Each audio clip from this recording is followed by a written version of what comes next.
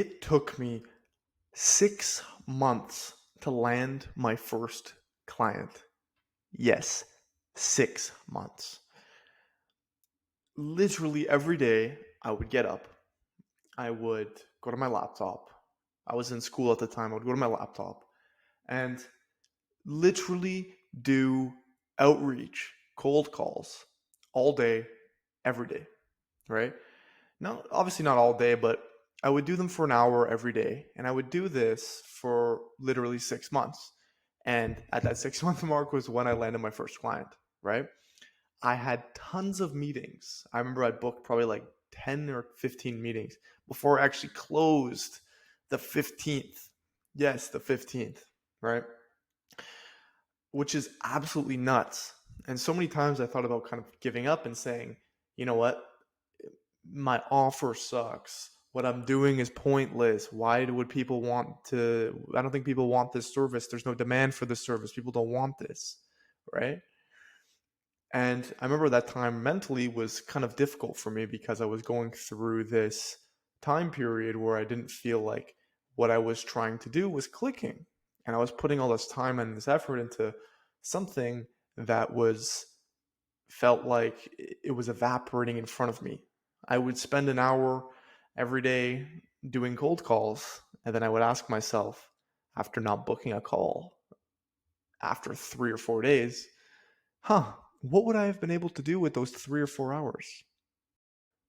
Right? And then you start to get in your head and you go down this mental kind of negative feedback loop where you just drive yourself into the ground. So, what happened? Because right now, in the past week, I've signed 4 new clients. Yes, 4. So, how was it that it took me 6 months to get one and now 7 days to get 4? Does that really make sense to you? So, there's this thing called the law of compound interest, the law of compounding effect. Basically, what happens, I'm sure you probably know this because you're a smart individual if you're watching me. Um, Things over time stack on top of each other and it becomes exponential, right? And even Einstein said this compounding interest, the law of compounding effect, is the eighth wonder of the world, right? So even though things aren't compounding where you look into your bank account and you see your money growing, you have to trust spiritually that your labor is going or is not going unnoticed, right? So, when I was doing these cold calls, when I was trying to get my business off the ground and literally just get my first paying client,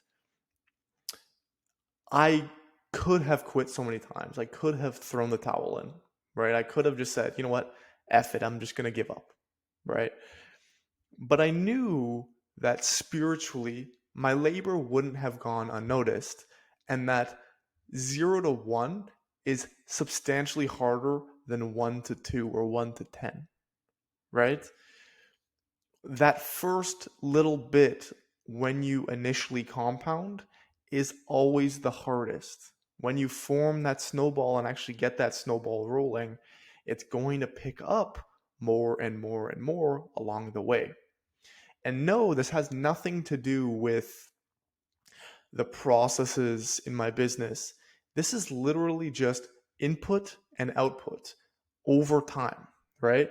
I put energy into the universe by working on my business, and the universe is going to give me energy back in forms of clients and in forms of money, right?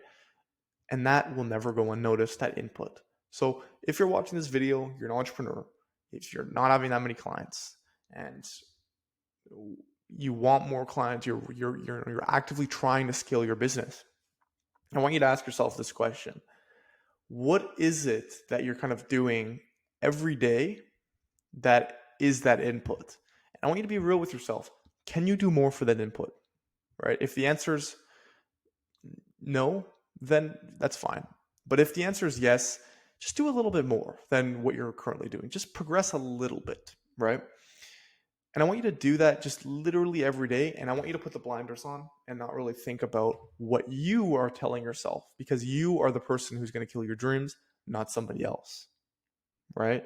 So when you're making this and when you're going through this process, just understand that your input is everything, and what you're inputting into the universe will never go unnoticed, and it will come back around to you. Right? Last point here, and this is the final point. When you compound and when you start to build and build and build, something happens called skills. Skills happen, and skills get introduced to you and refined like a sword. When I was originally with my first few clients, or zero clients per se, my sword was pretty weak. It was dull. It was, I had it, but it wasn't sharp at all, right? And I was trying to cut through bushes and trying to get through all these things and go and go and go. But it just wasn't working until I stopped and kind of kept trying to sharpen until now I'm cutting through things and signing 4 clients a week, right? So what I urge you to do is just keep going with this compounding process. The compounding process is going to add more skills to your skill set. You're going to gain skills along the trajectory of that exponential graph. And that labor will never go unnoticed. There's this biblical quote. I'm just going to pull it up right here.